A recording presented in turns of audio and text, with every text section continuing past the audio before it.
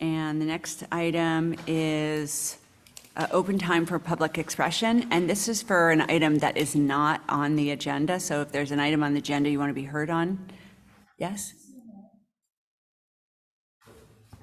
May we pop back to item number 2, which is posting of the agenda / changes to the agenda?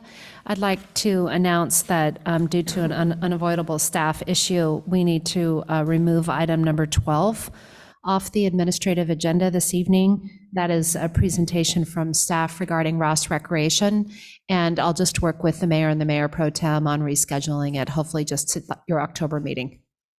Thank you. You're welcome. Moving back on to item 5, which is open time for public expression. If you want to be heard, please come to the podium, and if you would, please state your name and your address.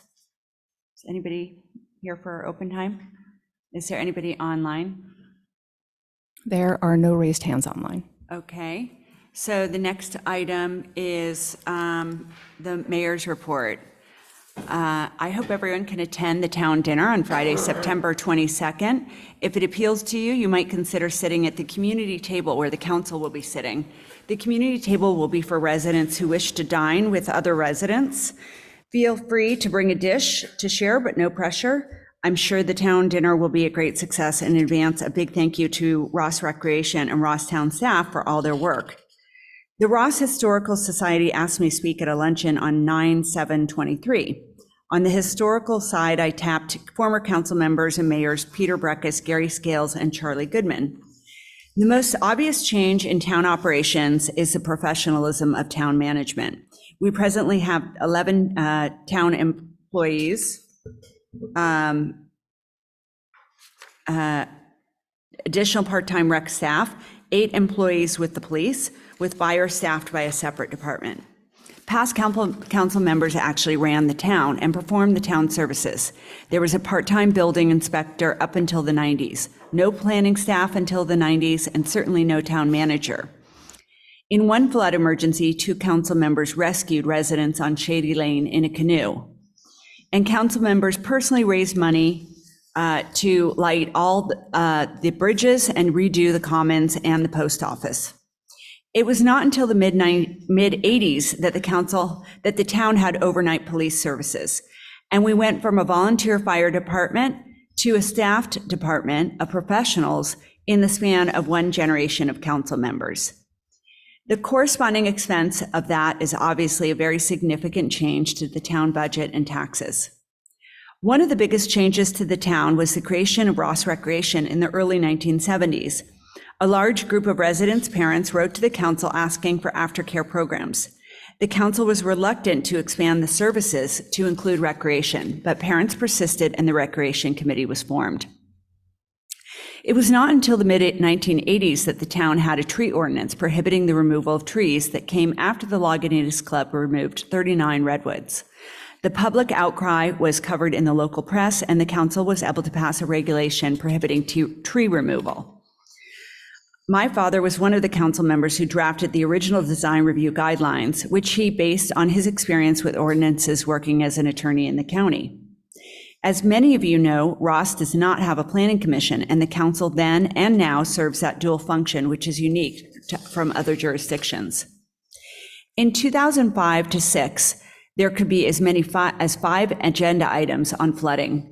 One closed session item noted that there were 34 government claims, i.e. claims for damages, filed regarding the flooding incident of 12/31/05 and 16/06. Speaking of flooding, for those of you who were here for the flooding of the 1980s, you will recall, as I do, that the town residents went house to house on Shady Lane cleaning up mud in homes, and after a few months, most residents were out on the common laying down the new grass to replace the fields that were ruined. Today's legal requirements for legislation in a small town are incredible, and much of the council's time is spent passing regulations to comply with state law. In years past, council members ignored various state regulations which they did not want to comply with. That practice is gone. I don't want you to have the impression that the council does not roll up their sleeves and work. An example of that is Elizabeth Robbins' volunteer efforts to save and purchase Mount Baldy. Every one of the present council members is volunteering a tremendous amount of time and contributing in different ways. I hope you enjoyed the history lesson, and as always, feel free to let me know if you have questions or concerns about the town. The next item on the agenda is council, committee, and liaison reports. Does anybody have any report? Do you want to give a report on the fire? The fire board had been discussing what to do with its reserves, and given a number of upcoming expenses, a subcommittee proposed and the fire board accepted last night its recommendation to leave the reserves as is. The next item is number 8, staff and community reports. Do you have a report, Ms. Johnson? Yes, I do. Thank you. Good evening, Mayor and council members. I just have a couple of updates for you this evening. Staff produced a spiffy postcard that was sent to all residents' homes here in Ross. Should have received it last week. Promoting 4 events that residents can attend to learn more about disaster preparedness. The postcard also had links to various websites that could provide residents with disaster preparedness, wildfire prevention information. The first event was yesterday's age-friendly Ross Breakfast. The second is next week on Thursday, September 20th. The Ross Firewise event will be held at Magic starting at 5:30 p.m. That is, Wednesday, September 20th. Thank you, Councilmember McMillan. Starting at 5:30 on Wednesday, September 20th. And all Ross residents are invited to participate. The third is the town dinner event that will be held on Friday, September 22nd, starting at 5:30 p.m. on the Ross Common. There'll be information available there. And then the fourth event is at the October 14th Live on the Common event that is put on by RPOA and then co-sponsored by the town of Ross. That will be held from 2:30 to 7:30 p.m. So speaking of that September 22nd town dinner, as of today, we have 201 tickets sold and expect more to be coming in over the weekend and the beginning of next week. So looking forward to a fun event. There will be dancing opportunities too and good conversation. Next week on September 19th, the town's advisory design group meets starting at 7 p.m. here in the town council chambers. You can also participate via Zoom. The October ADR meeting, which normally would be held on October 17th, has been canceled.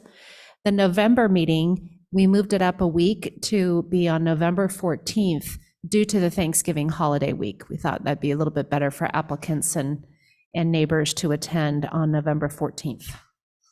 The Community Creek Walk was held last weekend. It was a big success. There were 25 volunteers, led by our Public Works staff members, Anthony Alcazar and Zach Baker. The hardworking volunteers, many of them were students from Ross School, collected an entire dump truck of branches and several big bags of trash out of the creek. Big thanks to all. The first segment of the restoration of the Shady Lane pathway was completed this week. Between St. John's Church and 34 Shady Lane, and the path has been reopened to the public. Another smaller segment of the path across from St. Anselm's Church will be restored in early October as part of the drainage improvements that are going to be done in that area by the town.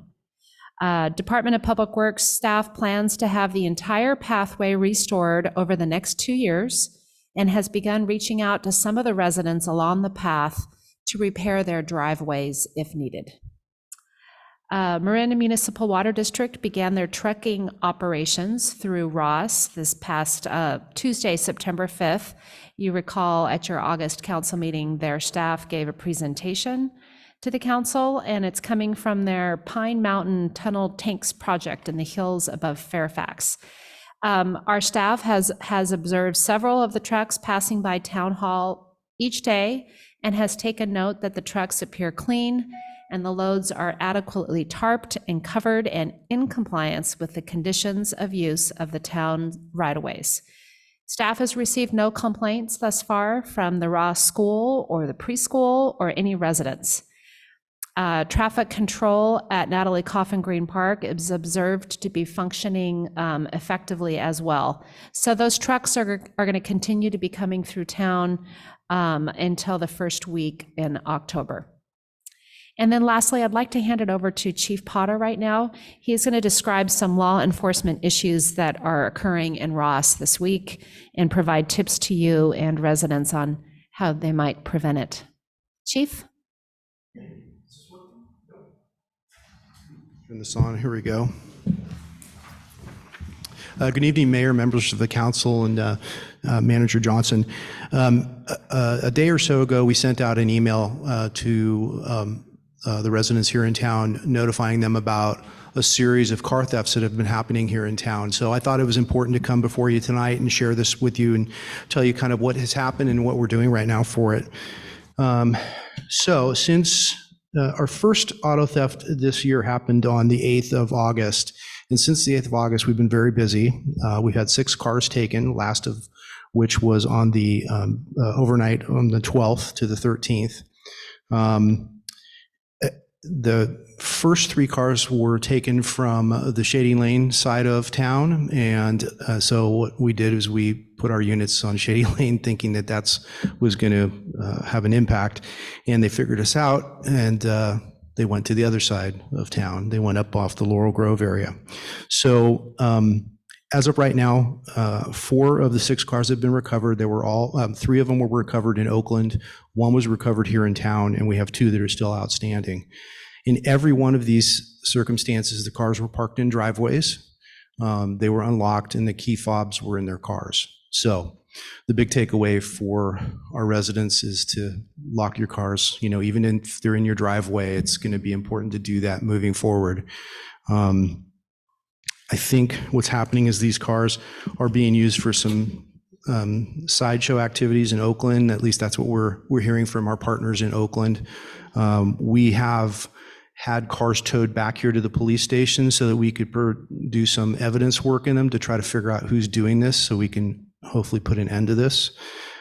We've reached out to Bay Area law enforcement people, the CHP task force, and so we're leveraging all of those things to try to find a solution to this that will identify somebody. But the biggest thing right now is really these are crimes of opportunity, and the opportunity was there for them, so they took them. Let me see if I have some more for you. Just to kind of keep it in perspective, in all of 2022, we lost 2 cars, and the year before we lost 1 car. So this is definitely an abnormal occurrence for our town, and it's throughout the entire county.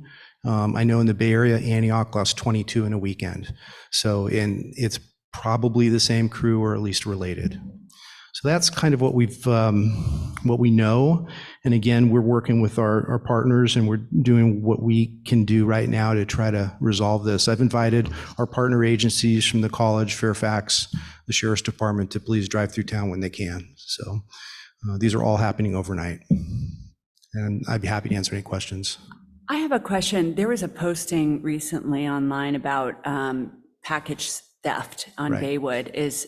Are you getting a lot of reports of that? So that is another incident that is happening kind of at the same time. We've had 3 incidents, 1 actual theft, and a couple of like suspicious things. We think we might have identified this person, but we're not quite there yet. But we're working on trying to resolve that. And I think we probably, well, I can't say for sure, but I think we're headed in the right direction with that. But please, you know, everybody, the takeaway for that is to please keep your eyes open. And the best part of it is that people have been calling in and sending us the videos from their cameras at their homes. And that's really what's going to solve this. So it's been great. Yeah. Thank you. Yeah. Thanks. Okay, next item is Ross Property Owners Association.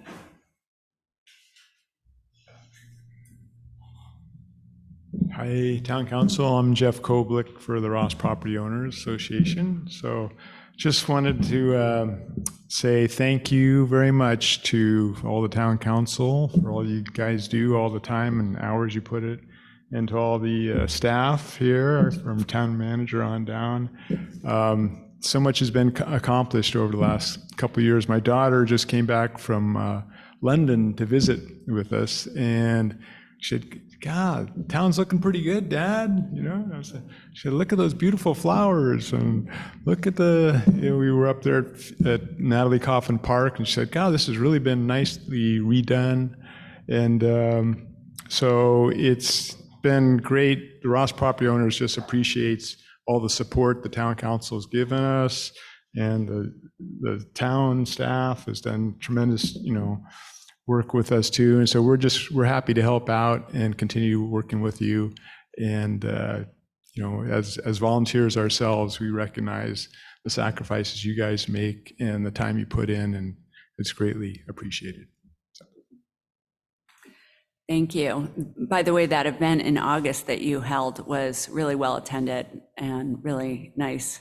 So thank you. The flag on the commons, I don't do anything on those. It's all done by some younger team on the RPOA, but they put in so much work into that, and it's just a great community. They appreciate seeing many of you there, and Okay, thank you. Excuse me, Mayor. Would you mind asking for any public comment on items not on the agenda? We are concerned that the Zoom function wasn't working, so we want to make sure that anybody at home has that opportunity. Sure. Let's go back to that item and see if anybody on Zoom would like to be heard.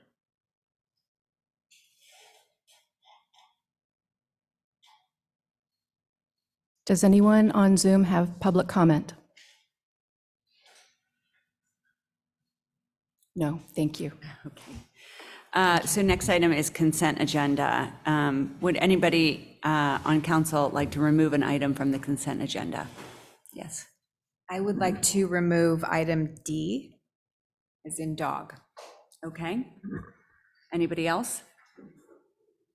Okay, let's open up for public comment. Would anyone like to be heard on an item on the consent agenda, but not item D, which we'll take separately? Anybody on Zoom? There are no raised hands on Zoom. Okay, so we'll move on to entertain a motion on the consent agenda. I move to approve items A, B, C, and E on the consent agenda. Councilmember McMillan? Aye. Councilmember Cool? Aye. Councilmember Robbins? Aye. Mayor Breckus? Aye. Mayor Pro Tem Kircher? Aye. Okay, with a vote of 5, the consent calendar A, B, C, and E pass. Okay, let's move on to item D. So I wanted that item pulled because I thought it would be a good time to decide who the 2 liaisons would be for the Ross Valley Paramedic Authority Board. Okay, we had some brief discussion when we were doing liaison appointments before about it being Councilmember Robbins as the primary and myself as the alternate. I don't know if there's further considerations that people wanted to have about that. That's great. I just think we need to know who they're going to be, because this contemplates bringing it back yet another time in my mind. Okay, So I move we approve D with the 2 of us as representative and alternate. let's open it up to public comments. Anybody want to be heard on this item? There are no raised hands. Bring it back to the council for a motion. So moved. Second. Councilmember McMillan? Aye. Councilmember Cool? Aye. Councilmember Robbins? Aye. Mayor Breckus? Aye. Mayor Pro Tem Kircher? All right, with a vote of 5, item D passes. Next item is planning part 1 Pomeroy Road Design Review and Variance regarding resolution 2336. Good evening, Mayor and council members. Tonight, the owner at 1 Pomeroy is requesting approval of design review and a variance. The project involves construction of a new pool and spa within the side and rear yard setback. The proposed size of the pool is 16 feet by 32 feet, and the size of the spa is 8 feet by 8 feet. The owner is also proposing to remove the existing concrete driveway and replace it with permeable pavers. Thank you. And the owner is also here, is also available should you have any questions. Okay, thank you.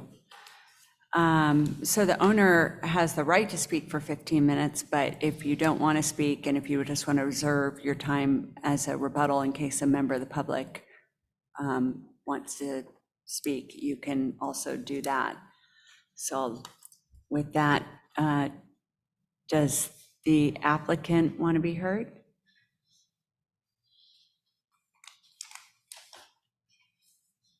Is the applicant on Zoom?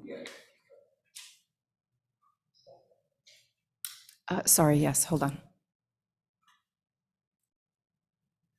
St. Peter Family. Hi there. Thank you so much. We will hand it over to answer any questions, should anybody have any. Thank you very much. Does any member of the council have a question for the applicant? Seeing none, why don't we open up for public comment? Is there any member of the public that wants to be heard on this item?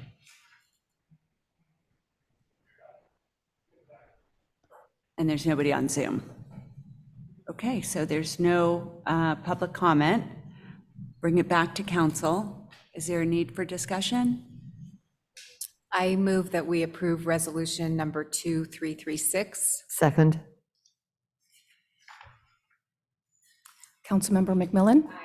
Councilmember Cool? Aye. Councilmember Robbins? Aye. Mayor Breckus? Aye. Mayor Pro Tem Kircher? Aye. With a vote of 5, item passes. Next item is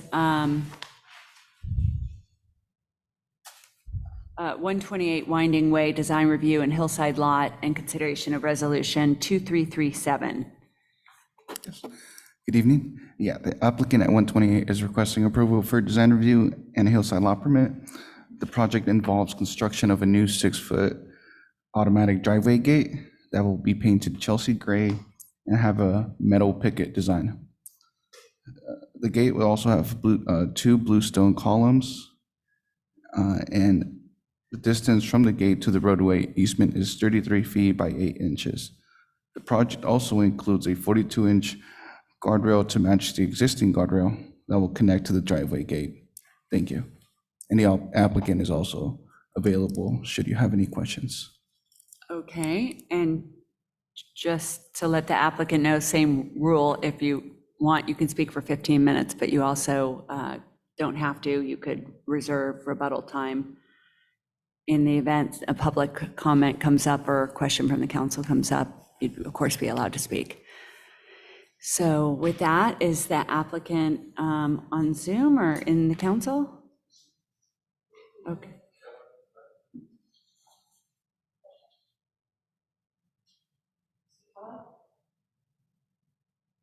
Mr. Kellogg?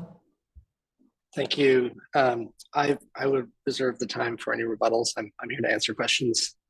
My name is Martin Kellogg from Kellogg Architects, representing the client. Thank you very much. Okay, well, let's open it up for, well, does anybody have a question for the applicant's representative? I just have one. Is the bottom of the gate wood, or did the metal bars go from the top to the bottom? The bottom of the gate is wood and the metal bars are just the upper thin pickets. But it has a metal structure that's behind the wood cladding. Thank you. Okay, I don't think there's any other questions from the council, so why don't we open up for public comment? Does anybody wish to be heard on this item? Seeing none. Does the council want to discuss, or is there a motion?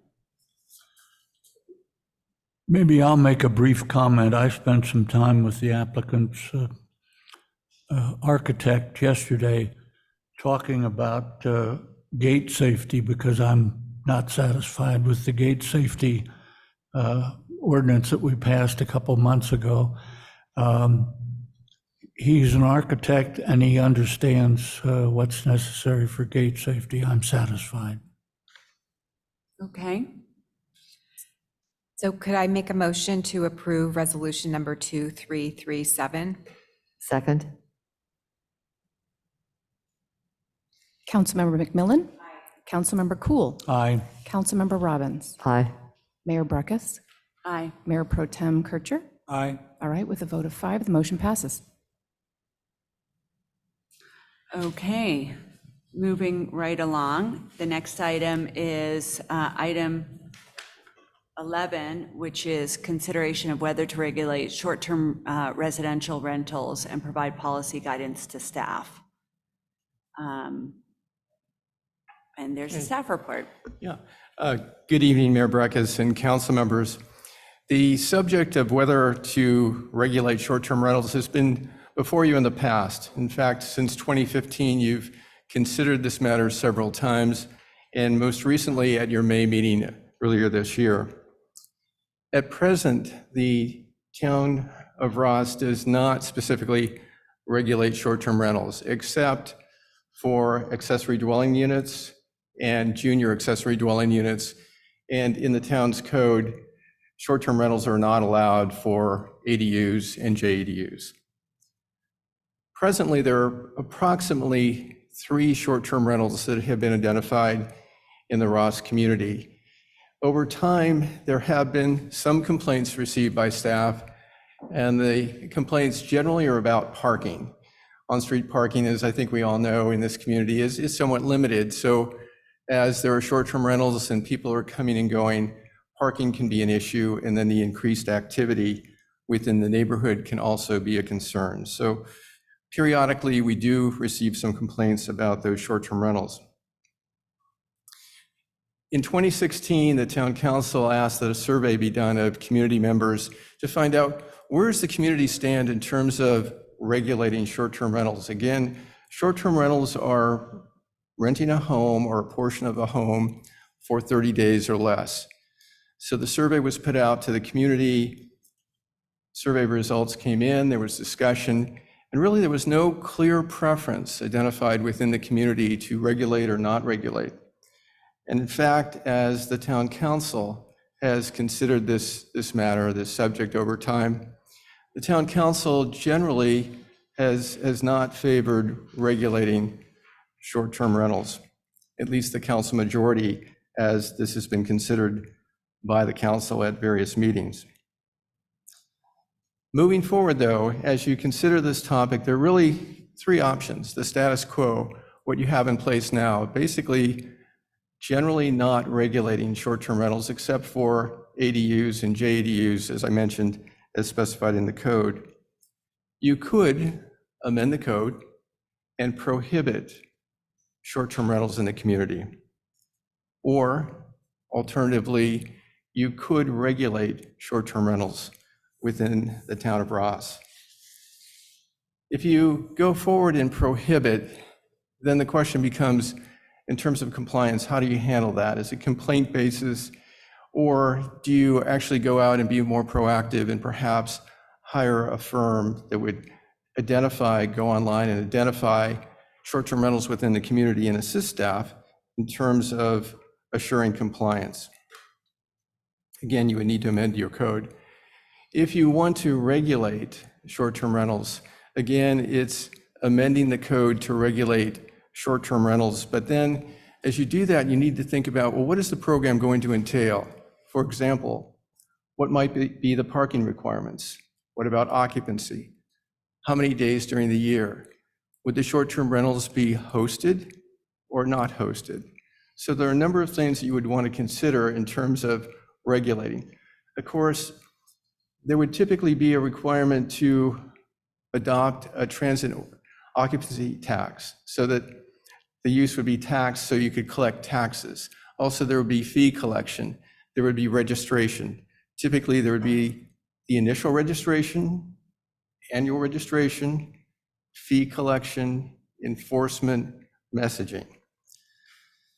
So what I'd like to point out is that as you consider possibly regulating short-term rentals, there are quite a few staffing responsibilities, technology responsibilities, and associated costs that you should consider.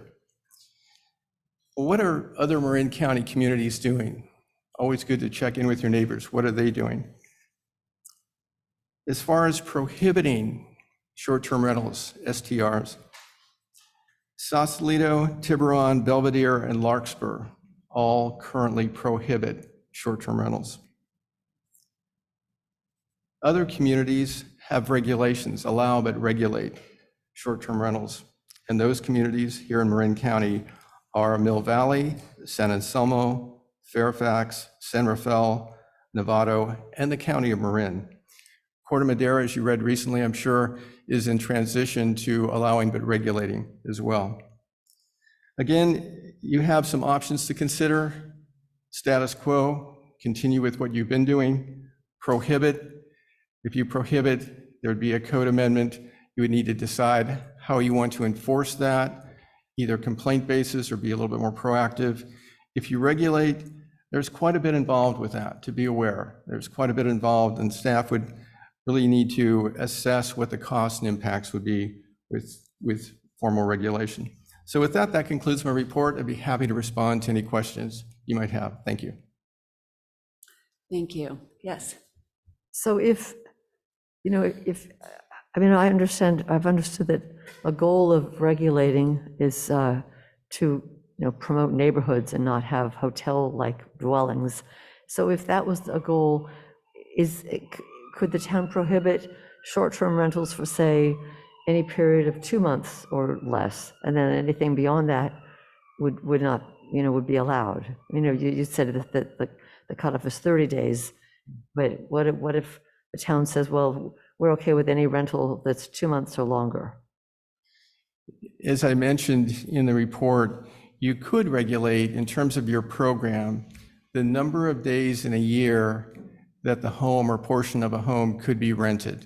So in terms of, again, number of days in the year, you could do that. So for example, if you're allowing for short-term rentals, in other words, you're allowing for rental of a home or portion of a home for less than 30 days, but you're also saying that the home cannot be rented in that manner for more than 60 days in a year, you could do that, if that's kind of what you're suggesting. That wasn't really what I was thinking. I was thinking that the shortest rental would be 60 days. I would probably defer to the attorney on that. My experience has been more allowing for the short-term rentals and then limiting the number of days in a calendar year. So I might answer this because our town attorney's microphone doesn't appear to be working.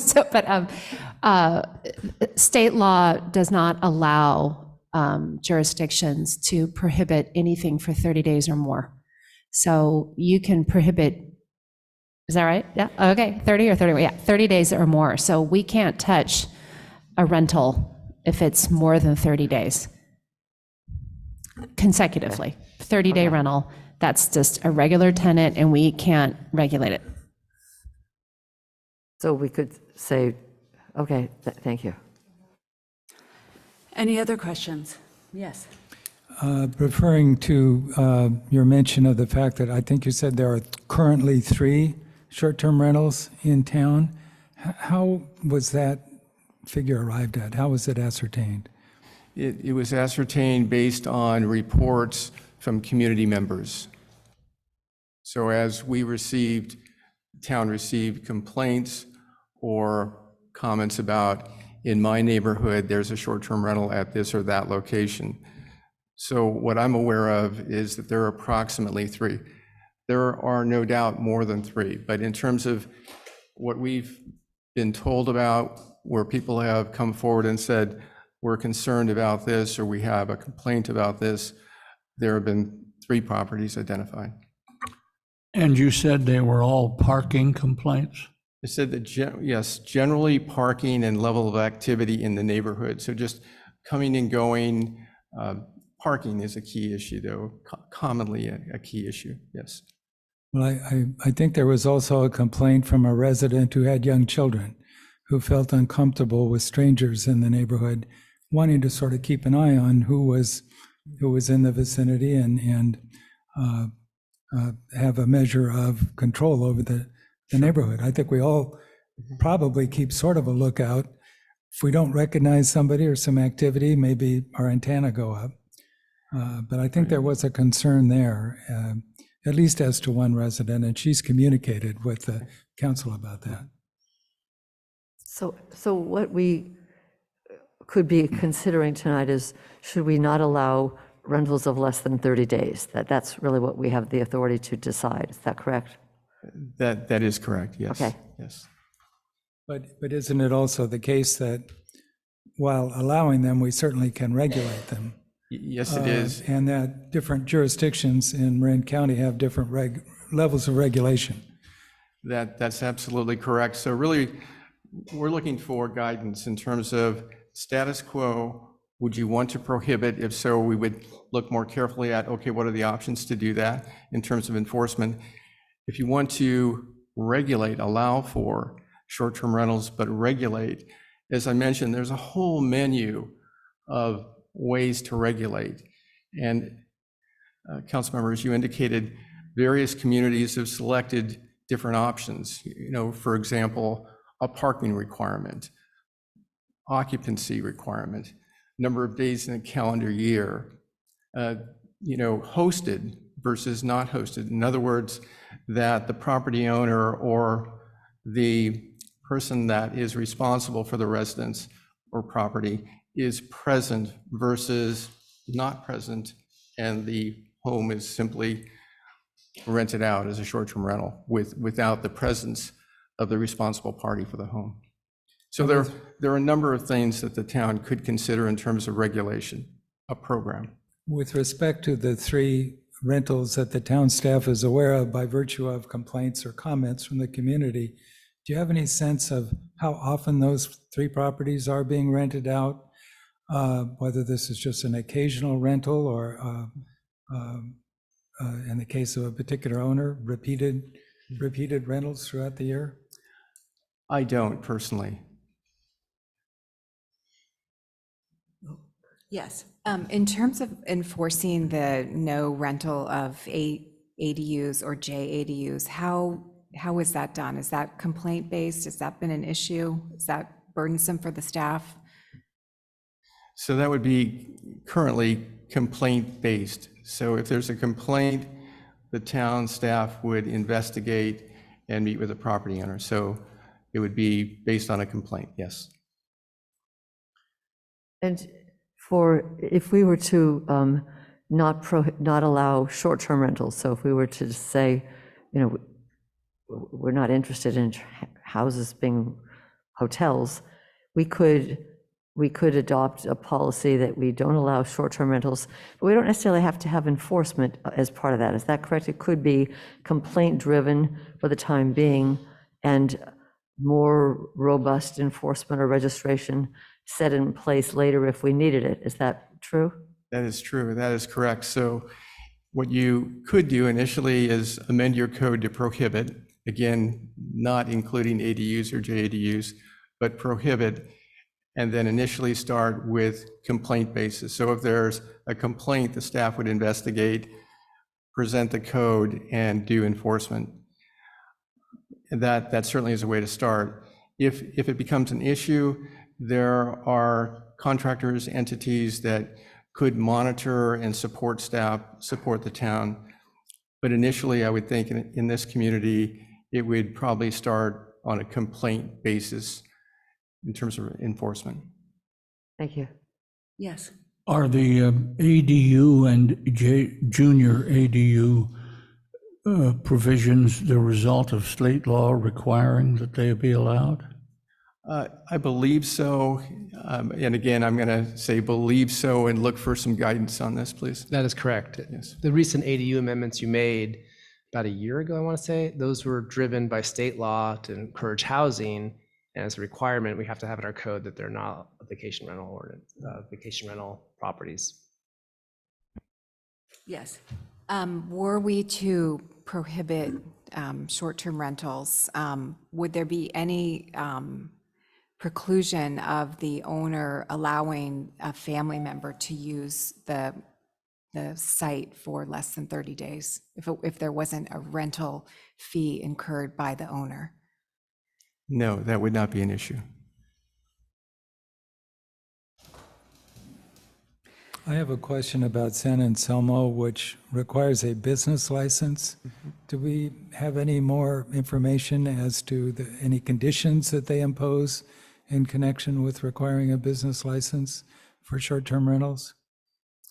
I don't have any additional information on that, although I would say that's common, that a business license would be required.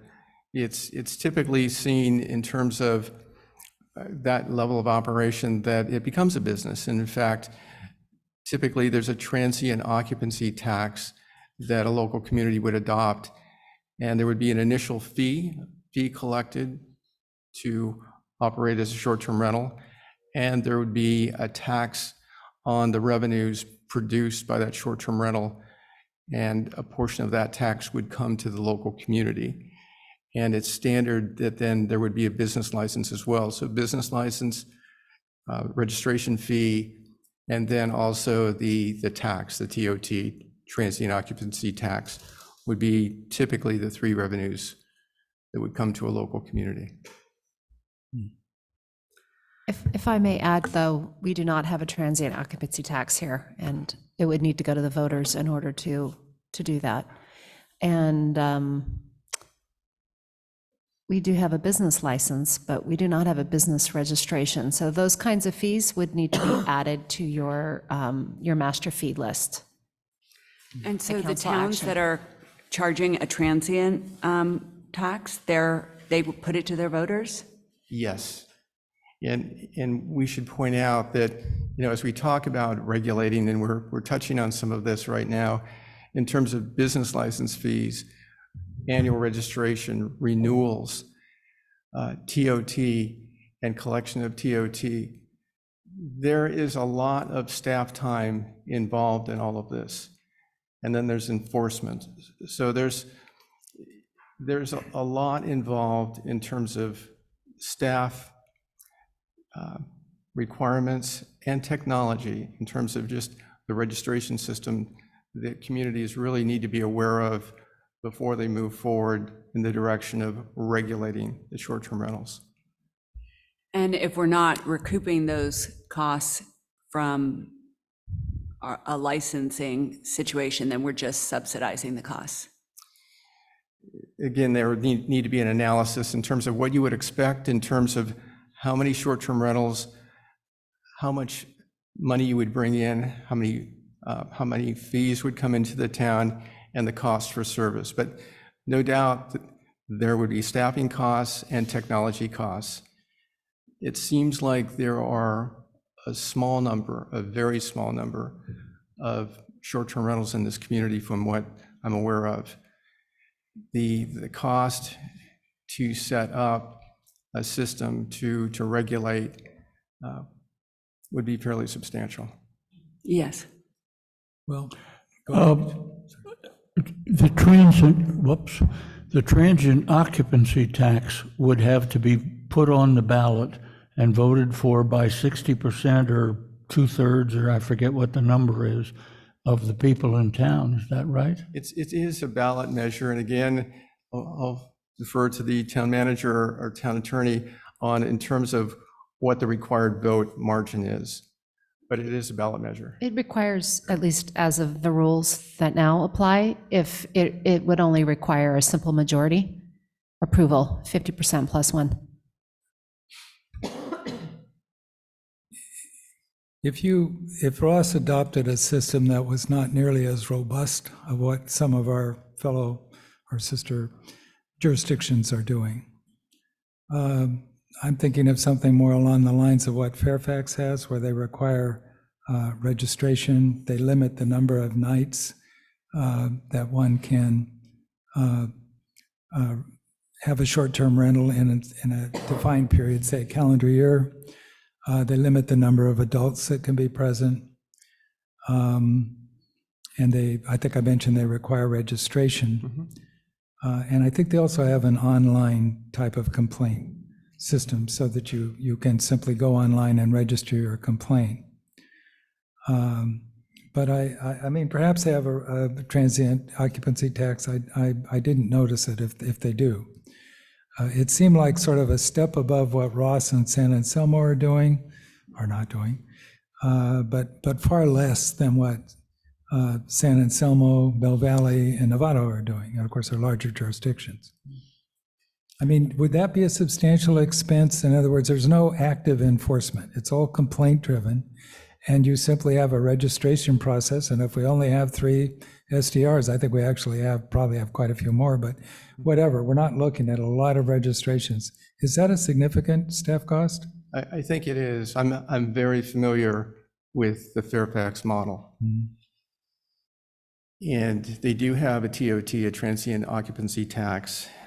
There is the requirement to register, then there's annual registration, there's fee collection. In Fairfax, they have an estimated number of 90 units, something like that, about 90 units. But in terms of setting that system up, they're still in the process of setting that system up in terms of actual implementation many months later, because it's a lot more complicated than people had anticipated. They've been using Granicus Host Compliance to assist them as an online vendor. And they're finding that in addition to that service, there is a fairly significant staff impact and technology impact in terms of the fee collection, registration, messaging, et cetera. So it may seem simple, but there's quite a bit more to it than a lot of people might imagine. And the contractors like Granicus Host Compliance suggest that they can provide certain services, but essentially the town staff is going to provide significant support to a vendor like that. They'll provide a platform, but in terms of the follow-up, in terms of any code enforcement, they'll provide an initial letter, but the town staff is going to have to follow up to assure that there's compliance. The town staff is going to have to follow up to assure that fees are collected, monitor that the registrations are completed accurately. So there's a lot more to it, and oftentimes the vendors suggest that they can do maybe more than they actually do in terms of what the staff needs to do. What I'm observing here is you have a very limited staff base here, a great staff base, but the capacity is small.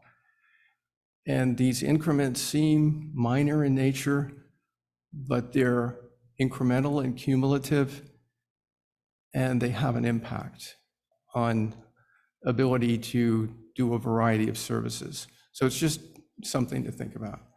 So let me just give you a hypothetical for your input on whether there is a way for Ross to deal with this situation without having to go to the extent that, say, Fairfax has gone. The hypothetical would be an investor buys a property and does not live there. It's not a primary residence, and they rent it out. But they're holding it for investment, but they want to get some income, so they're repeatedly renting it out. Not something I think we would welcome in the community, and it would have an impact on the neighbors. Is there something Ross can do about that, short of banning all short-term rentals, without going into monitoring and transient occupancy taxes and so forth? Well, you need to have a financial base to support the program, I'll say.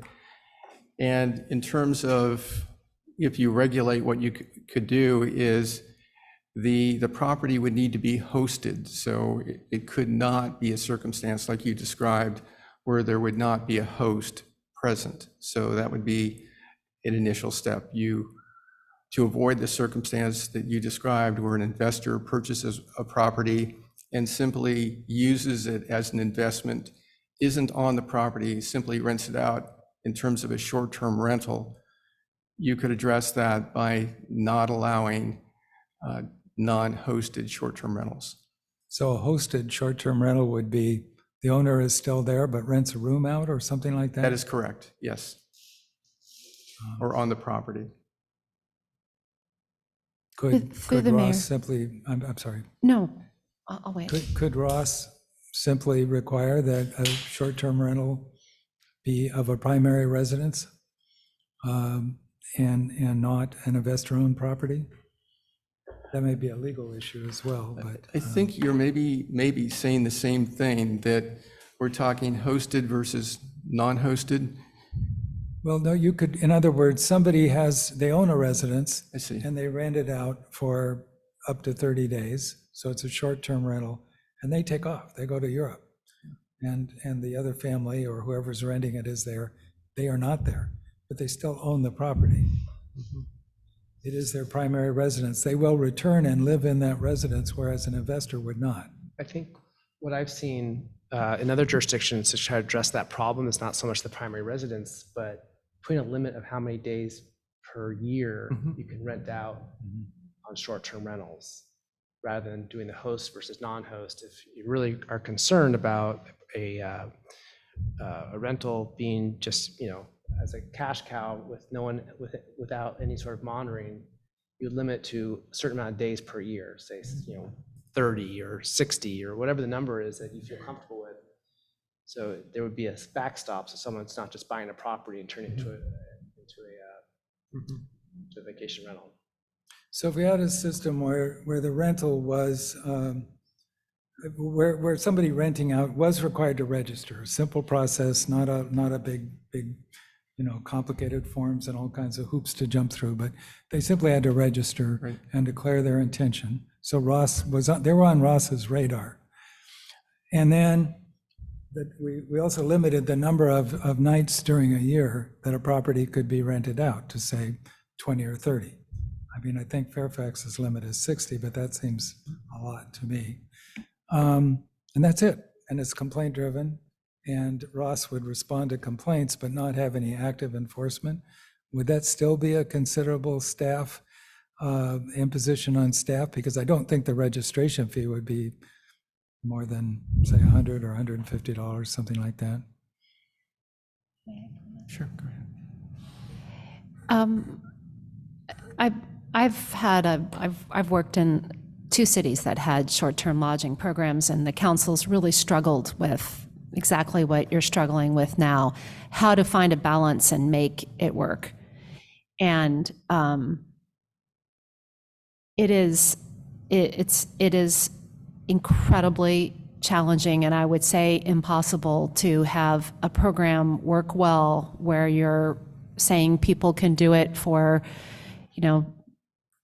20 days a year, or they can only do it. It's because the minute you get a person that is not being a good actor, we have virtually no way of enforcing it and actually bringing, and I'm not going to use the right words, Ben, but being able to bringing it to court to really get them to stop that behavior.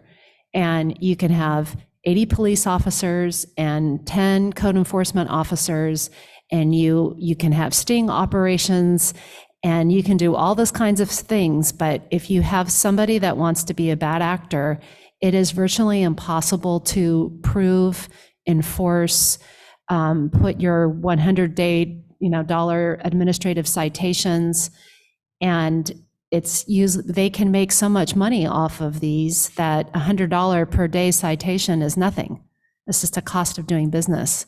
So my concern here is that I think you have, if the council were to completely prohibit it, and to me, that would be easier than some type of regulation where you're trying to do the whole thing about having somebody have it be hosted. You take that to the next step. How do we enforce that? You knock on their door. If you have a bad actor, they say they live there, or they're the person's grandchild, or it's money, and it can lead to people not being truthful, and it's impossible to enforce. So if you have a straight prohibition, and we don't have to spend a lot of time cat and mouse games with property owners that if you do have a bad actor, maybe there are no bad actors in Ross, but if there are, you have a cat and mouse game, that is if there's just an outright prohibition, that I think is maybe a little bit easier for us. Of course, if you have a bad actor, we have to get the proof anyways. But it's, I think, easier than these kind of regulatory approach. Yeah, thank you. Beach. Well, I just want to observe that there is another way to solve, maybe not solve, but at least alleviate the problem that Bill presented in his hypothetical, and that is completely forbidding rentals of any of that sort. Isn't that true? It is, I think, like the town manager just indicated, that in terms of this matter, given this community, the outright prohibition of short-term rentals, except as I mentioned earlier, for the ADUs and JADUs that are in their own category and they cannot be used in that manner. But if you just simply amend the code to address other housing in the community with a prohibition, it would be much easier, I think, to regulate. It would be, as we talked earlier this evening, complaint basis, but in terms of if there's somebody moving forward and doing short-term rental, we could focus on that, the town staff could focus on that, and I think that would be easier to enforce and regulate versus coming up with a menu approach. And a lot of communities try, but it can be very challenging, and it is a menu approach. I mean, it's hosted, not hosted, number of days in the year, how much parking, how many occupants, and to really control that is extremely difficult. But an outright prohibition would be more direct, more focused, and easier for the town to regulate and enforce. I have a couple questions. In the case of, well, it sounds like there are 4 jurisdictions that prohibit it. And in the case of at least 3 of them, Sausalito, Tiburon, and Mill Valley, they have, Sausalito, Tiburon, well, Larkspur and also Belvedere prohibits it, but I don't know how many hotels are there, but I mean, some of it I was suspecting was to avoid competing. I mean, isn't that true that some of the communities that have stopped short-term rentals, it's because they're getting a transient tax from the hotels and they don't want them competing with the hotels? That could be in some cases, but the other aspect here in a lot of communities, it has to do with preserving the long-term rental stock. And so your point's well taken for certain communities where there are more tourists and more people passing through. That would make sense. But in a lot of communities, there's a strong concern about short-term rentals in terms of taking otherwise long-term rental housing off the market. That's also a concern in many communities. Yeah, so I was just looking at the communities in Marin that do, at least 2 have pretty good hotel bases. But separate from that, like in the situation, going back to the expense, you can't regulate it and have people get business license and then they have to fund the people that are not in compliance. So I guess I'm wondering, the code enforcement action that the town would do would be a subsidized action if we were to take it on, correct? Because we don't have any revenue source for the people. If we wanted to outright ban it, we'd pay for it. And if we wanted to regulate it and then we were doing code enforcement, it would be hard to collect the $100 a fine, so we would be subsidizing that, correct? It would be hard to collect the funding to support the code enforcement effort. And given the staff capacity here, got great staff, but the staff capacity here, as code enforcement issues would come up, likely you would have to augment staff in some manner to enforce. And for some reason, I'm remembering, and I don't know if this is from a prior presentation, that it was something in the neighborhood of $20,000 for one of these digital enforcement programs. Is that a fair number? In terms of, I'm familiar with, for example, what Fairfax was doing and their initial annual contract with Granicus Host Compliance to set up the platform and really, have a point of contact and put out an initial letter for the town of Fairfax. The initial contract was about $14,000 for the first year. But my point earlier in this presentation and in conversation was the online service is going to send out that initial letter. But in terms of the follow-up to actually get compliance, that's going to be on your staff. And do you know what an annual expense is? I'm not talking about staff time. I'm just talking about that digital enforcement group. I don't know that exactly. I was talking about Fairfax, and that was more just the overall platform with some enforcement aspect to it. Sausalito, for example, they have a code enforcement effort there, and that would be a good source. I don't know offhand, but we could probably find that out. And then the other question I have, I don't know if this is a question for you or the chief, but there was some mention about a resident who raised her concern about the safety of her children. And I'm just trying to put parameters around that. I mean, was there any suggestion that some of the children were in an unsafe setting because of renters? Has there been any safety issue?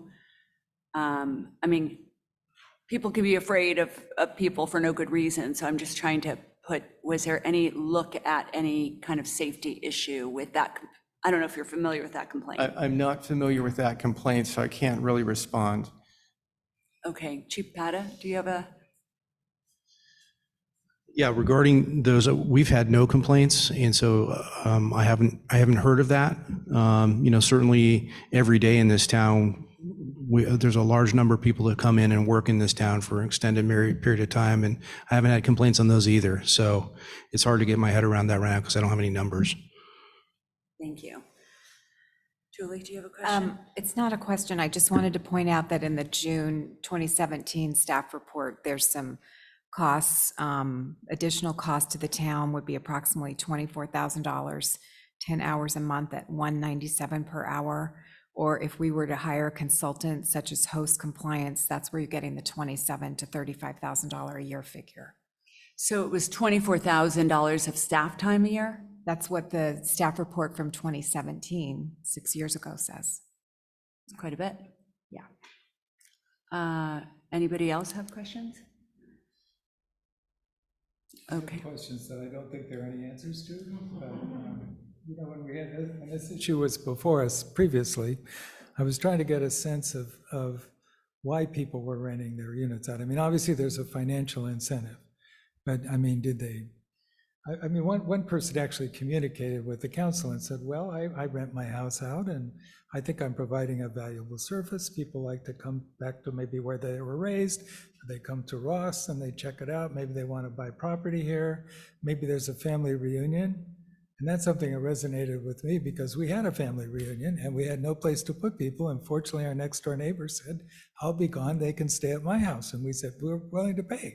And she said, that's okay. But if she didn't and she wasn't available, we probably would have looked for something nearby. So that kind of resonated. But the point I wanted to make is he said, I use this to pay my property taxes and I use it to subsidize travel. And I'm traveling when I'm renting it out. Now, is that a luxury or are there people in town who really depend on this income? If there are, I haven't heard from them. I don't think we've heard from them. Well, I'm a little concerned with a ban of just cutting that off if they really were relying on it or that income stream. Well, I was just going to say, I mean, that survey that we got, it's a little hard to read, but it is interesting because you can read it different ways. I mean, I read it as we have 9 people who have done it, and we have 53 who said, I haven't done it, but I would consider it. So I was thinking that's 53 plus 9, that's 60, 62 people. And then I don't know if there's overlap between those and the 36. It seems like they're not, because they're saying, I'm not interested in doing this, but I would support it. So I'm assuming based on that there's another 36 that are open to this idea, even though they wouldn't do it, to 67 who said, no, I don't want them. I'm not going to rent them, and no, I don't want them. So it seemed to me like, we had something like, 90, 98, 97 people who were kind of okay with this. And then we had the 67 who were not.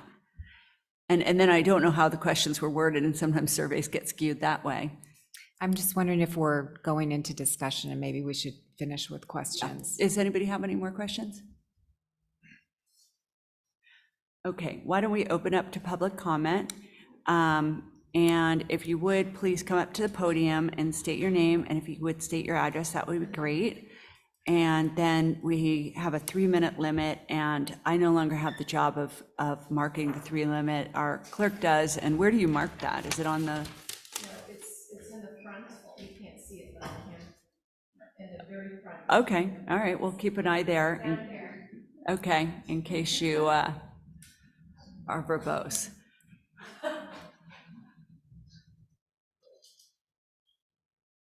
Hello, I'm Ken Pickard, 70 Baywood Avenue. I have one of the 3 short-term rentals that are listed, and I want to just clarify or answer your question, William. It's been rented, I've owned a property for 6 years, and it's been rented 4 times for a total of maybe 18 or 20 days. It's definitely not a cash cow and not a big lucrative business. And I think that there's an extreme shortage of housing in the area. The primary user is, a family that has a wedding. They need a place to stay. There's people coming in from the East Coast, and there's literally nowhere to stay.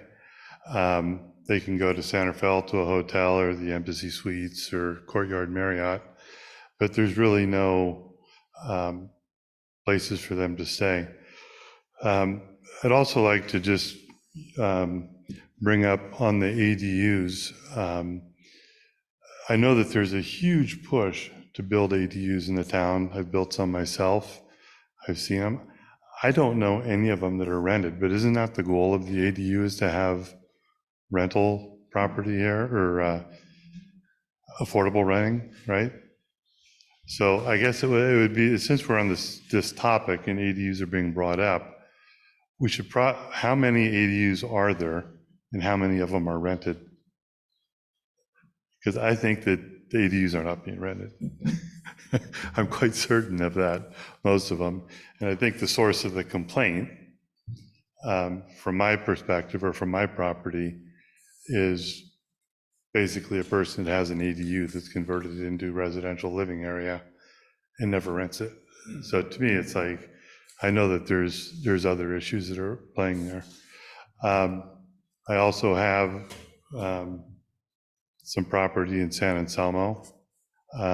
It's more of a mixed-use building that we do also Airbnb, and I've never had one incident, never had an unruly tenant, and the people are beyond grateful to have a place to stay in the community. So I would just take that into consideration, that there's an extreme lack of places to stay, affordable and within this area. And I would totally think that properly executed, there's no issues with it. Those are my comments. Any questions? No? Thank you. Does anybody have any questions? Thank you.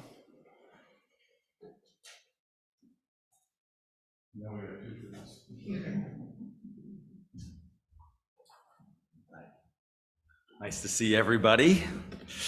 Douglas Abrams, I live at 126 Winding Way. I've lived there for 18 years.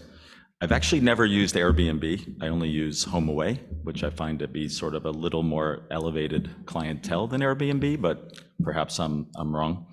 I started using it about 7 years ago, and I've had no complaints from any of my neighbors in 7 years. Probably use it, I would say, 6 to 8, 9 times a year. Most of the people, when I say most, 90% of the people who rent are people who are either from Ross or Kentfield, and they're coming back. So for instance, I have a rental, I think next week for 4 nights. By the way, they're usually very short, 3 or 4 days. The rare exception to that was once I had someone rent for a month and they lived in Ross and they were having their floors redone. So they needed a place to stay. They didn't want to go far from school. They had 3 kids in school. My kids were already in college and my son's at San Domenico, so it didn't really matter to me. And we moved somewhere else for a month, but to accommodate one of our neighbors so that they could live in our house while they had their floors done. But typically, to reiterate what Ken said, is you get people who, and this rental next week is a great example. It's a woman rented the house for her mother and her stepfather. Why they need such a big home, I'm not really sure, but she grew up here in Ross. Her sister's getting married. She's been living in Manhattan for 10 years. And the sister's getting married at Marin Arden Garden Center. So I can't imagine a better use of my home for 4 nights than, helping somebody who lived in the community for 20 or more. I mean, these kids grew up here. They're now in their late 30s, early 40s. And the mom lived here as well. I don't know where she lives now, but I think in assisted living up in like Novato. So like people who rented my house this summer came from San Francisco. They're thinking about moving to Ross. They wanted to experience the town. They have a 7-year-old, a 4-year-old, and a 4-month-old. And, they got to spend, 4 or 5 nights at my house, enjoy the pool, enjoy the common, go and play on the playground with the kids, see what the school is like, even though it was out of session. And it gives them an opportunity to visit our, extraordinary, I wish I had that opportunity when I was living in New York. I had to stay at the Madrona Hotel in Sausalito and drive all the way over here when I was building my house on 12 Canyon Road. Airbnb, HomeAway didn't exist yet. So I think it helps facilitate all of these lovely people coming to town, whether it's for a wedding or it's for some other family event, like a homecoming or kids graduating from high school, birthday parties, etc. I don't allow events, so I've never hosted a birthday party. I've never hosted a wedding. There's never more than 6 or 8 people staying in our house. So I do, and if you look at our listing, it says no events allowed. So that's something I would probably, if you're going to do some sort of enforcement, not letting people do events at their homes probably makes a lot of sense. But for people who are coming with their immediate family and spending 4 or 5 nights or getting their floors done, I don't know what the aggravation is and what we're all doing here, frankly. So I'm happy to answer any questions, let you know about my experience over the last 6 or 7 years doing it. Does anybody have any questions? We aren't allowed to have questions. No? I might be forgetting that. Thank you. I'd like to ask the council, have any of you actually used HomeAway or Airbnb and stayed in a residence while you've traveled? Beach is right. We have a policy where we're not supposed to ask questions or receive questions, although we might coincidentally discuss that Yeah, I think it's afterwards. something you would actually enjoy. It's better than staying in a hotel quite often. If you go to a city like Paris now, most of my friends all use Airbnb. Thank you. So, okay. Thank you. You're welcome. Is anybody else want to be heard on this? And is there anybody online? There are no raised hands on Zoom. Okay. Bring it back to the council. So, I don't doubt that there are lovely people who come into town who benefit from staying in a home instead of a hotel. But if you look at it from the perspective of the town, I don't know why a community would want to have homes that are basically, rented out as hotels from time to time, even if it's not all that often. I think for the town, the real goal is to have a neighborhood, to have community. And people who rent a house, I mean, they're part of the community, but not if they're renting for a week or 2 weeks. They're part of the community if they're renting for the year, but not short-term. And I think that people move to Ross because it's a community, and I don't think they expect to see a house down the street that's not lived in, and that's just rented out from time to time. So, if you are the person visiting, yes, it's probably lovely, but there are plenty of places to stay and plenty of hotels. But for a community, I think, I don't even know why we'd want to try to find a balance. I think it's not anything that benefits a community at all. So I would not be in favor of allowing short-term rentals. Okay. Beach, do you have something? Well, I just think it's not a problem that is worth getting into all these details that we have had presented to us. We don't need to do something about this, I think. We now allow people to use B&Bs because they are not sufficiently affecting the town to make any difference.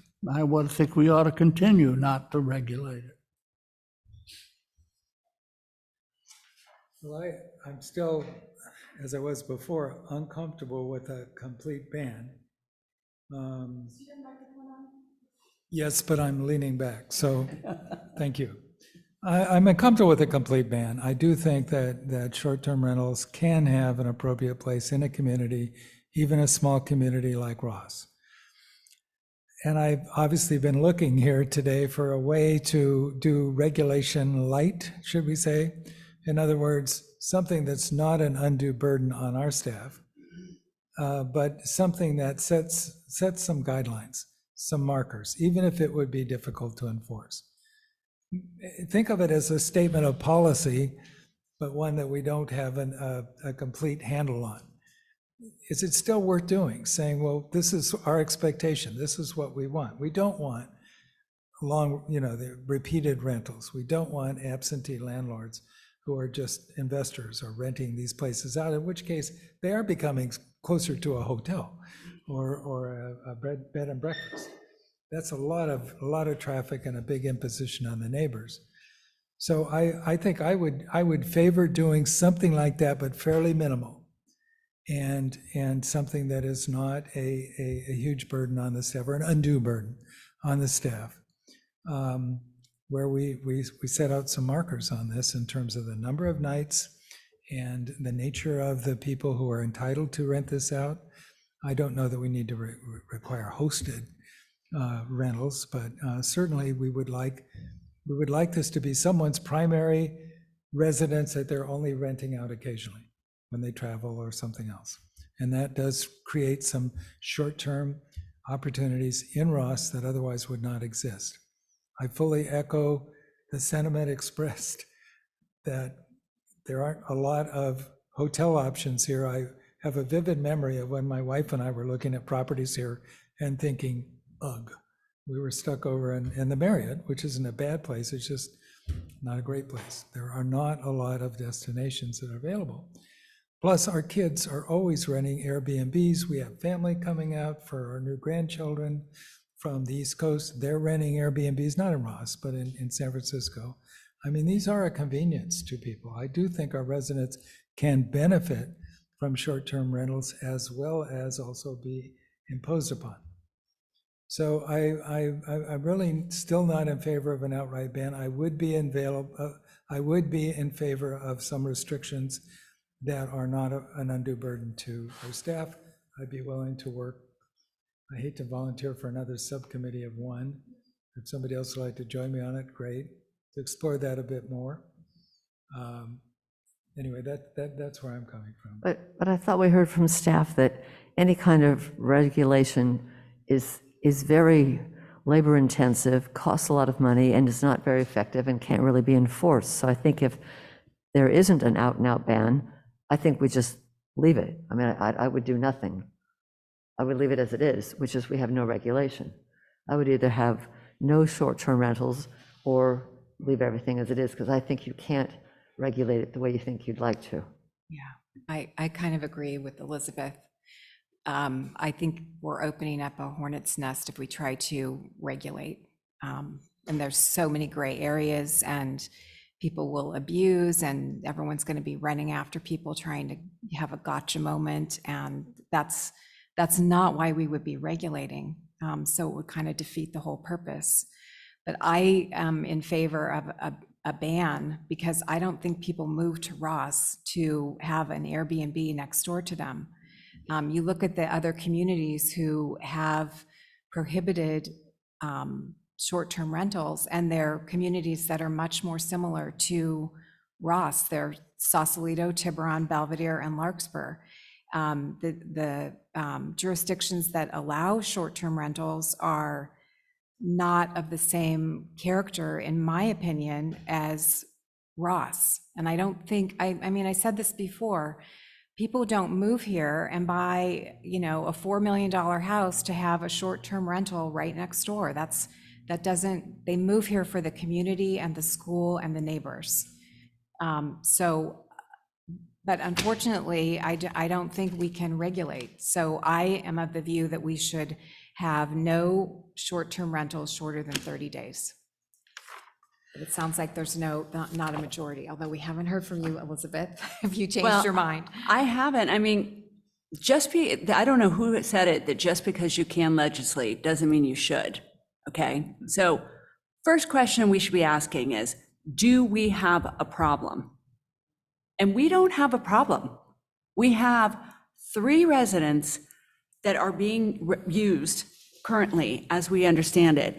And there has been a handful of complaints, some of which sound like they've been just, hey, I don't like the concept, okay? And I think, I don't like the concept of various things that people do, whether they're neighbors or not, but, I just don't think that's enough. I do want to remind you, we had a town manager who all he did is rent Airbnbs. That's how he was able to stay in our community, because what he did is he had a home too far to drive to. So he switched his hours, his days, so that he worked from home, and then he had a long weekend, and he worked for years renting Airbnbs. So in addition to parents renting, and grandparents renting or visiting, I mean, I don't know how many visiting nurses are renting in Ross, but there is a real need. And I just also think there's not a problem.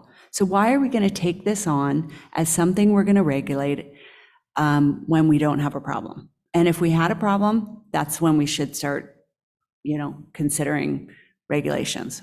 So that's my view. I'm kind of tired of the topic, because I do think that we have had this come up over and over and over. And I want to say it's been like 7 or 8 times, and each time we have no problem. And even when we did a survey, we had more people supporting it than we had opposed to it. So it's just, I mean, it's coming, it gets brought up kind of, in my opinion, unnecessarily. I think we did bring it up because we did have complaints. And the survey was done in 2017. So it's a 6-year-old survey. So, I don't know what the threshold is of noise where we have complaints that would meet your standard for having a problem. It wasn't noise, though. No, I'm saying noise hypothetically, like noise, like a problem. I'm not saying noise or parking or, yeah. But I'm saying that the individual that we all heard from, number one, it's a little crazy for something to go on our agenda twice because one person complains. And number two, the person that complained said, I am offended by the idea of Airbnbs, not that this particular problem, this particular property has created parking problems, the people have been unsavory. There was nothing like that. It was like, I don't like the concept. And that's a fair complaint. I mean, that's what I'm hearing from Elizabeth. She doesn't like the idea of it. I'm hearing that from you. Yeah. I don't personally, I don't feel that way, and I feel like it's a little snobbish, frankly, to be opposed in concept to the idea of short-term rentals. That's how I feel. I think it's there's room for short-term rentals, and I'm sure that we have perfectly nice people. I mean, I rent Airbnbs, that's one of my preferred ways of travel if I'm in groups. And when I do, I don't consider myself an unsavory person that threatens the children of neighbors. So I think think there it- were also complaints about the Shady Lane short-term rental. It wasn't just the one that you're thinking of. It was more than one complaint. But it sounds to me like, based on how this is going, we're going to do nothing.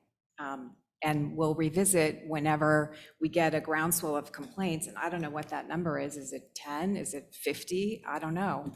But we'll just have to bring it back. But, I mean, I agree, it doesn't sound as though there's a majority who want to ban short-term rentals, so I'd say we're done. All right, well, I'm happy to move on. So I think we've given council direction on that item. And the next item we have on the agenda, which I've lost. I think it's planning number part 2, 3 Ross Common. And Yes. Alex, do you want to get the? Yes. Good evening, Mayor and council members. The applicant at 3 Ross Common is requesting a use permit to operate a wine bar to serve wine and beer on site, as well as retail sales of those products. The wine bar will have 3 employees and have an estimated clientele of 20 to 30 customers per day. The proposed hours of operation are from 2 p.m. to 9 p.m. No more than 6 days a week, and days to be open are yet to be determined.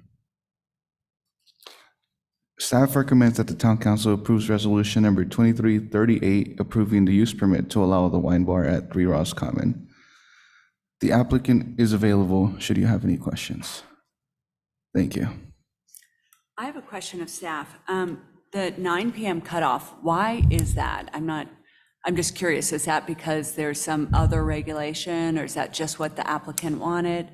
That's what the applicant proposed. Wanted, Yes. okay. Anybody else have questions? Okay, and do we want to hear from the applicant? Is the applicant here to speak? Would you mind coming up and speaking at the podium? And I'm going to say the same thing for the planning items. You're welcome to speak for 15 minutes. You don't need to. And we certainly, if we heard from somebody else that you wanted to respond to, we'd give you that time. I would just be more open to questions if you have any. I'm Tina Bliss, by the way. And you're the applicant. Yeah, me and Adnan Dakan, we're partners. Great, thank you. Yeah. Does anybody have any questions? And the request to 9 p.m., that was your request? Yeah, looking at the other restaurants in town, most everybody closes around 9 o'clock, so 9, 10, there really isn't any more reason to be open much past 9 or 10 o'clock. Out of curiosity, if we allow it to 10, you wouldn't go past 10? We would not go past 10. Would you go past 9? If we allowed you past 9? If you let us go past 9, we'd go to 10, but probably only like Thursday through Saturday. I mean, it's Marin, it's kind of a sleepy town. I know it's a county, but. Sure. Some of us are trying to change that. Okay, Is it better if it's set up that it could be up until 10? I mean, is that an easier? Well, the idea past. That's what I'm getting The at. idea past 10 is people who will go to Marche or some of the other restaurants in town and they want to come and maybe have a glass of wine before they go home. That would really be the only reason to be open past 9. And so if we amend it to be to 10 o'clock, then it at least gives you the flexibility of staying Correct. open late if Yes, later. yeah. later. And then again, for staffing, we don't want to be open if no one's there. Sure. So if it's a Friday night and it's 9 o'clock and it's empty, we're going to close up shop and call it a day. But if it's a Friday night and people had a nice evening in Marche, want to come over, have one more glass of wine, it would be lovely to be able to stay open till 10. Okay, thank you very much. It sounds like we have no further questions. So with that, maybe we'll open up to public time. And if there's something you want to respond to that the public says, we'll let you back up if you like. Sounds great. Thank you. Thank you. Would anybody from the public like to be heard on this item? And if you would please come up to the podium. Okay, why don't we see if there's anybody on Zoom? There are no hands raised. Okay, we'll bring it back to the council.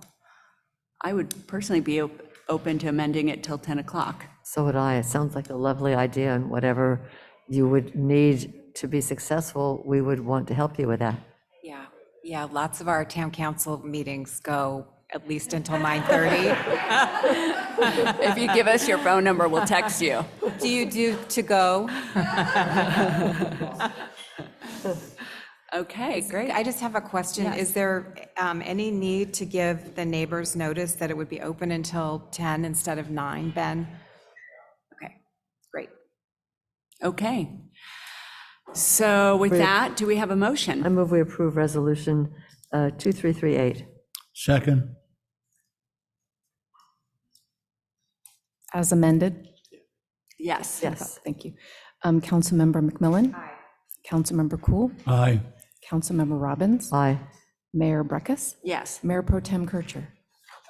Thank you. With a vote of 5, the motion passes. All right, thank you. And after that, we have number 14, which is 7 Roscommon. Good evening. The applicant at 7 Roscommon is requesting a use permit to operate a new hair salon business. The hair salon will also sell various hair care products on a retail basis. The salon will also have 3 employees and 3 clients at most at one time. The proposed days of hours of operation are Monday through Saturday at 9 a.m. until 7 p.m. Staff recommends that the Town Council approves Resolution number 2339 approving a use permit to allow a hair salon at 7 Roscommon. And the applicant is also available if you have any questions. Thank you. Does anybody have any questions of staff first? Okay, Is this, the space is what was formerly part of Breaking Away Bicycles? The Correct. space they gave up? Correct. okay. And we'll hear from the applicant. If you would, please come up and state your name. Hi, I'm Megan Sledge. I am hoping to open a salon. I currently work in Marin. I've been out here for about 14 years. So I have a full clientele, and I'm looking to bring on some independent contractors, and usually they also come with a full clientele. Great. Well, thank you. Does anybody have any questions? Okay. How many customers can you accommodate at one time in that space? Myself, or just as Pardon me? total? There'll be 3 stylist chairs, so Okay, the most would be That- 3 unless they double book, but most don't. okay, understood. Okay. Well, thank you very much. And if someone speaks during the public time and you want to respond to it, we'll let you do that. But I'm thinking that's not probably anyone's going to speak about this item. Thanks. All right, thank you. Should we open it up to public comment? And is there anybody on Zoom? There are no raised hands on Zoom. All right, we'll bring it back to council. Is there discussion or motion? I move we approve Resolution 2339. Councilmember McMillan? Aye. Councilmember Cool? Aye. Councilmember Robbins? Aye.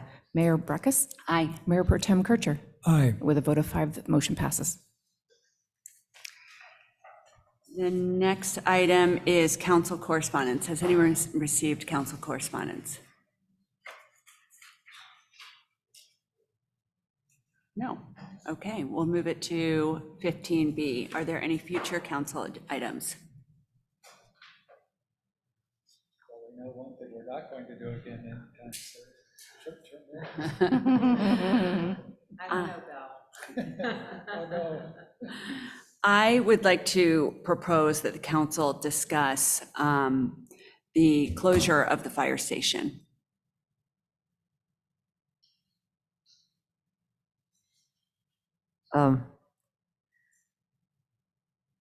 Well, as I've learned more about the medical response the ramifications of the medical response with the fire station closed. I mean, I don't know if we can reverse that decision, but if we could, I would, and I wouldn't, I would be interested in looking into it. So yes, I'd be okay to put it on the agenda. So maybe, I think the concern is both whether the paramedics stay and the fire closure at the same time. So maybe we should make sure we agendize it sufficiently so that we can discuss both items. And you're supporting the proposal? Yeah. Okay. So we have 2 council members to support. And are there any other council items to be discussed? Seeing none. Okay, we're adjourned.